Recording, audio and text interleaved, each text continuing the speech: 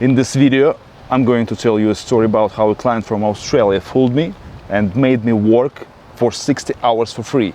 Continue watching this video.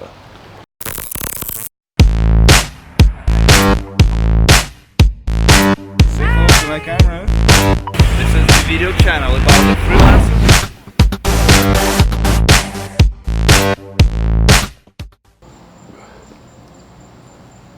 Alright guys, let's talk. I'm just letting you know that I've had a client, I've had a contract, I've been working for 60 hours and I didn't get paid for that at all. So that's the main problem what happened to me. That contract was taken from Upwork. It was just a regular Upwork contract. The only distinctive thing related to this contract is that it was provided to me by another client.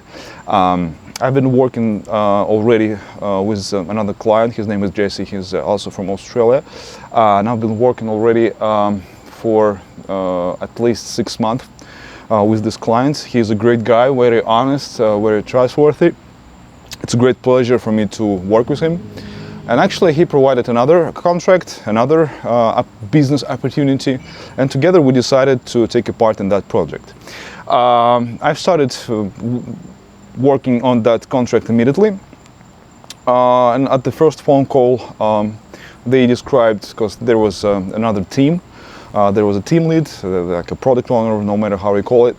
There was a guy, and he explained me what I supposed to do. That was a huge project written in PHP and Laravel. I needed to develop a landing based on the PHP and Laravel CMS application, which had already been developed. So the thing is that it was a complicated application, and the main purpose of that application was to generate these landings. This is what they said. So and their client officially, like for whom they were making these landings, was Heineken Australia, and Heineken is the biggest beer brewery company in the world.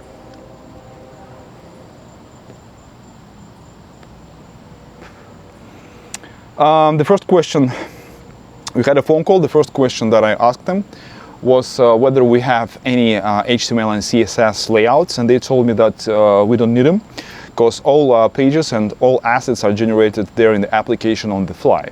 All right, so and we quickly described. He quickly described the project, so he showed me several things, how to get everything done, how to handle it, how to use it, so what was where and stuff like that. And the next day I started coding, and then I realized that actually I've spent the whole working day for that, finding out how all these things are happening. Like how all these assets and all these images are, getting together, and how all these pages, landing pages are compiled.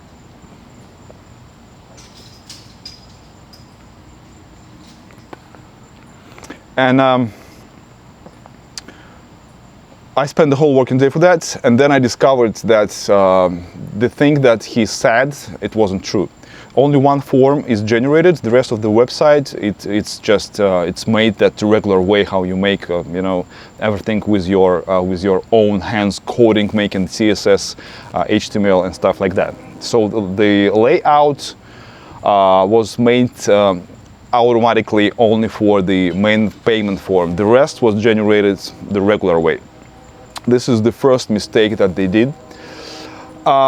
Actually, and then I started coding, and I started asking them questions like where is what, that please give me the access to the repository, admin access. Actually they gave me the repository, but they didn't give me the admin access, and I wasn't able to put other developers into this project. And the day before I realized that I will need to hire my front-end lady, because finally we needed to develop the layout, and I needed her, and she does that really fast and quickly, and she was ready to participate in the project. But the only thing how I was able to put her in the work just to clone the repository and to make the just the copy of the existing repository, which was on the Bitbucket. So to make it at GitHub, because I don't use this crap called Bitbucket, Jira, and Atlassian, and you know, everything so forth and so on. I don't use that crap. I don't like it, and I honestly think that Jira is full of shit. I spent a lot of time explaining her how to deploy the project. Actually, I also needed to connect to her computer through the TeamViewer in order to deploy everything, because it was just a raw Laravel project. And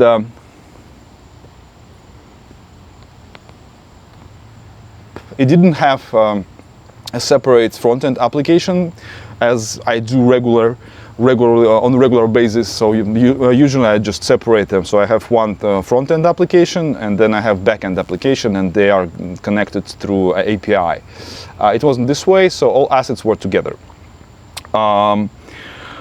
Then she started working, and then I realized that all accounts in the backend application, so they don't work. So they had access to Google Vision, they had Mailgun for sending emails, they had Stripe for making payments. Nothing worked. I asked them, like, guys, where's the how can I get access? And they said nothing. You know, I had to register all these accounts and myself and spend more time for them as well.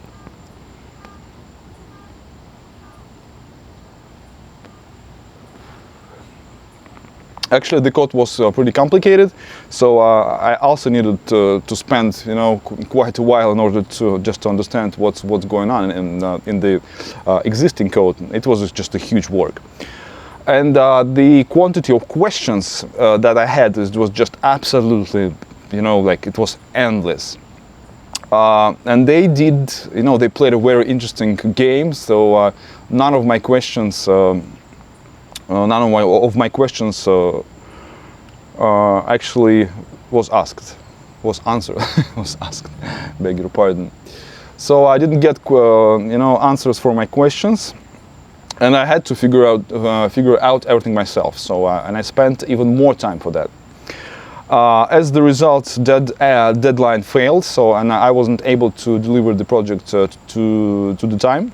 And they just you know, they just disappeared. So they told Jesse, the friend of mine, my current major client. So they told him that the project is cancelled and they don't need that shit anymore. You know, because this is not the way.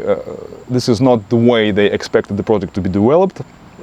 And actually, they were saying that nothing is developed and stuff like that. I started because, you know, when I do my project, so I start everything from developing the software specification. This is really important because in the software specification, you put all necessary details. So you put everything in it.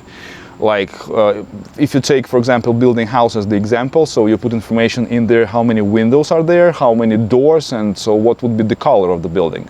After that, so when the acceptance and tasting phase comes up to a scene, so according to this information, your work is checked and accepted, you know. And actually, I had to stop developing this software specification just due to the fact that I didn't have time for that. And I realized that I need to spend time for developing more than for documentation, and that was my mistake, guys.